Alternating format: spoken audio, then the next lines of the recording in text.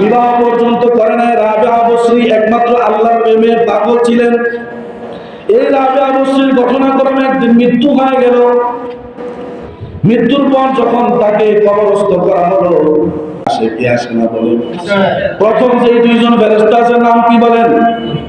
হ্যাঁ, মুনকার নাকির। কি এই দুইজন ফেরেশতা যখন কবরের মধ্যে আসছে, কবরের মধ্যে দাফন করছে কারে? রাবিয়া বসরিকে, যিনি আল্লাহর প্রেমে পাগল হয়ে বিবাহই করেন নাই। এমন মানুষকে কবরের মধ্যে রাখছে। ফেরেশতারা এসে বলে, মান রব কি? এ রাবিয়া তোর রবকে পরিচয় দি। এখন তো মেজাজ গরম হয়ে গেছে, রাবিয়ার মন কি হয়ে গেছে? খারাপ হয়ে গেছে। ফেরেশতারে পাল্টা প্রশ্ন করছে, হে ফেরেশতা, কোত্থেকে আসছো? তোমাকে জবাব দেব কে তুমি? আমি মুনকার নাকির, আসমান থেকে আসছি তোমার রবের বাইসারা। আসমান থেকে তুমি যে আমার এখানে আসছো, দূরত্ব কতটুকু? এটা তো বহু লক্ষ কোটি কোটি মাইলের দূরত্বের রাস্তা আমি তোমার কাছে অতিক্রম করে আসছি। দুনিয়ার হিসাবে প্রথম আসমানে যাওয়ার সময় হলো 500 বছর। 500 বছর? কত মাইল হবে এটা হিসাব কি করতে পারবে? কথা বলেন। প্রশ্ন করতে হবে। বুজুর্গানীদিন বলেন, এই প্রশ্ন করার মতো হিম্মত প্রত্যেকটা মুমিনের থাকতে হবে। তাইলে শুনে আপনি ইমানদার, তাইলে আপনি কি ইমানদার। কারণ আপনি বলবেন যে রাবিয়া বসরি তো উন্নত মানের বুজুর্গ ছিলেন, রাবিয়া বসরি যে বুজুর্গ ছিলেন, যে দরবেশ ছিল, আল্লাহর যে পাগল ছিল, ওই পাগল হওয়ার দরজা কি বন্ধ হয়ে গেছে নাকি? কথা বলেন না কেন? ওই দরজাতে পৌঁছার সুযোগ কিয়ামত পর্যন্ত আছে, এটা বন্ধ হয় না। রাবিয়া বসরি যদি মহিলা দুর্বল মানুষ হয়ে আল্লাহর প্রেমে এত পাগল হইতে পারে, ফেরেশতারে কবরের মধ্যে ধমক মারছে, তাহলে ওই ধমক আমারও আপনাকেও মারতে হবে। ওর মতো এমন পাক্কা ঈমান অর্জন করতে হবে। কথা বলেন ঠিক কিনা বলেন? কত বছরের রাস্তা? 500 বছরের দূরত্ব থেকে আমার কাছে আসছো। কার কাছ থেকে আসছো? কয় রবের কাছ থেকে, আল্লাহর কাছ থেকে। কয় তুমি যে এত দূরত্বের রাস্তা সফর করলা, তোমার আল্লাহ যে কে এটাকে তুমি ভুলে গেছো নাকি? ফেরেশতা কয় না, ভুলি নাই, ভুলি নাই। আমার তো আল্লাহ পাঠিয়েছে, ভুলবো কেমনি? এবার রাবিয়া বসরি বলে, ফেরেশতা তাইলে তুমি বলো আমি মাটির কতটুকু ভিতরে আসছি? ফেরেশতা বলে, মাত্র 3.5 হাত ভিতরে। মাত্র 3.5 হাত ভিতরে। রাবিয়া বসরি বলে, হে ফেরেশতা, 500 বছরের রাস্তা অতিক্রম করে আসার পরে তুমি যদি তোর রবকে, আল্লাহকে বলতে না পারো, আমি রাবিয়া বসরি মাত্র 3.5 হাত নিচে আসার পরে কেন আল্লাহকে ভুলে যাবো? সুবহানাল্লাহ। ফেরেশতা আল্লাহর কাছে বলে, আল্লাহ আপনার বান্দিটাকে উত্তর দিল। আল্লাহ বলে, আন সাদাকা আব্দি, আমার বান্দা যা বলেছে এটাই সত্য কথা। আফরিশুহু মিনাল ফিরাশ আল জান্নাহ, আফরিশুল ফিরাশ মিনাল জান্নাহ। রাবিয়া বসরির কবরের মধ্যে জান্নাতের বিছানা লাগায় দাও। সুবহানাল্লাহ। ওয়ালবিসুহু লিবাস মিনাল জান্নাহ। রাবিয়া বসরির কবরের ভিতরে তার গায়ে যে পোশাক হবে এটা জান্নাত থেকে তৈরি করে দাও। সুবহানাল্লাহ।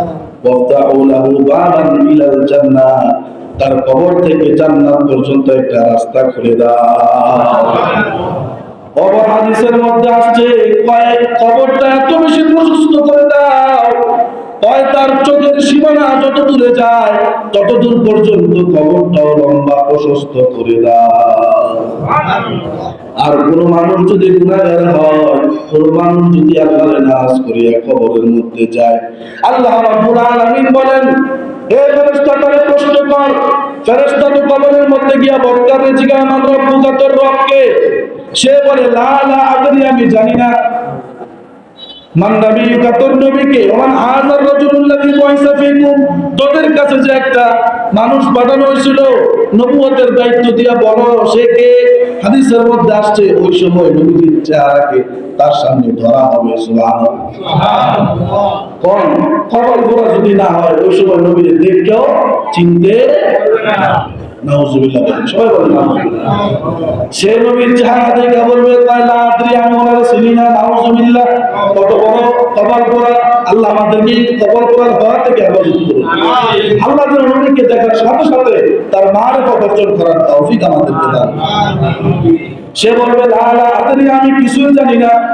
ওমা দীনুকা, তোমার ধর্ম কি, কিছুই জানি না। আল্লাহর কাছে ফেরেশতা বলবে আল্লাহ তোমার বান্দা তো এমন জবাব দিয়েছে।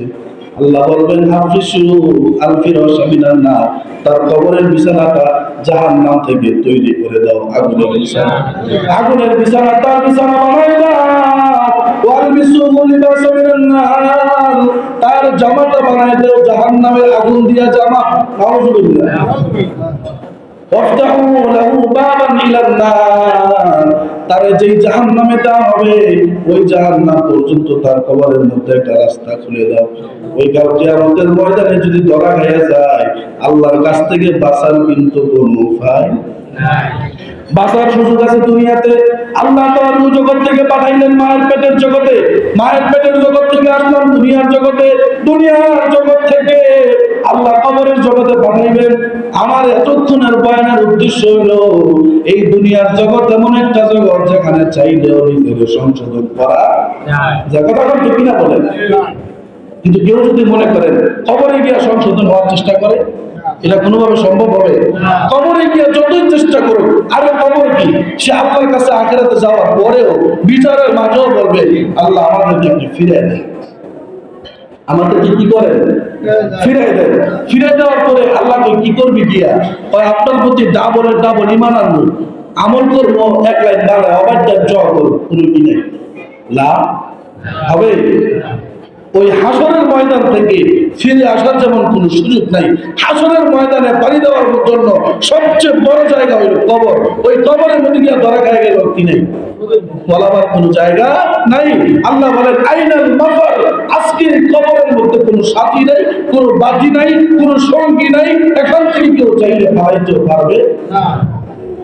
আপনার কাছে মনে হবে বাস জারের নিচে জঙ্গলার ভিতরে, হ্যাঁ, মাত্র 3.5 হাত জায়গা, আমি চাইলেই তো ওই বাসের ছাউনি গুলা দাঁড়াতে উঠা আমি আমার সন্তানদের কাছে চলে যাই, সম্ভব হবে? কাজে এই কবর জগতে গিয়া ধরা খাওয়ার আগের যে জায়গাটা, এই দুনিয়ার জগৎটা, এটা হলো নিজের ওয়াশ করার জায়গা। এখানে বান্দা গুনাহ করবে, আবার তওবা করবে, আবার গুনাহ করবে, আবার তওবা করবে, কিন্তু উচিত না গুনাহ করে তওবা করার পরে ওই তওবা ভাঙা কিনা, উচিত না। অনেক মানুষ আল্লাহর কাছে দোয়া আমরা করি যে আল্লাহ তওবা তো করছিলাম, আবার তো গুনাহে লাগিয়ে গেছি, শয়তানের ধোঁকায় পড়া, চেষ্টা করা যেন নিজের তওবাকে আজমকে যজবভাবে ঠিক রাখা। আমি আজকে তওবা করছি সবে বরাতের রাত্রে, সবে কদরের রাত্রে, গুনাহের থেকে আল্লাহর কাছে তাহাজ্জুদ পড়া দোয়া করে মাফ চাইছি, উচিত হইল ওই গুনাহের দিকে আর ফিরে না যাও। আমি আজকে সহজে আপনাদের কি কথাটা বলে দিই।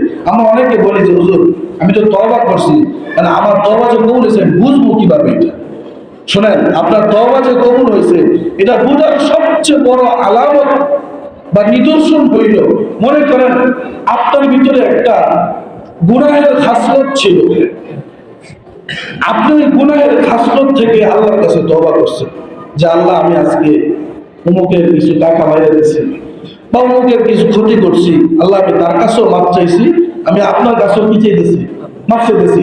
আল্লাহ আমি এই ধরনের পাপ আর জিন্দেগি তো করবো না। আপনি এই তওবা করে মোনাজাত শেষ করলেন, এরপরে আপনি খেয়াল রাখবেন, মুহাসাবা, নিজেকে হিসাব করবেন যে আপনি আর ওই কাজটা কোনোদিন করেন কিনা। কথা বলছেন তো সবাই?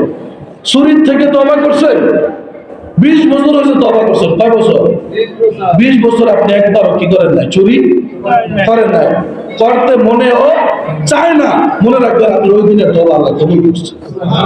আল্লাহ আমাদেরকে এই ধরনের নিরঙ্কুশ খাঁটি তওবা করে কবরে যাওয়ার তৌফিক দান করেন। আলহামদুলিল্লাহি রাব্বিল আলামিন।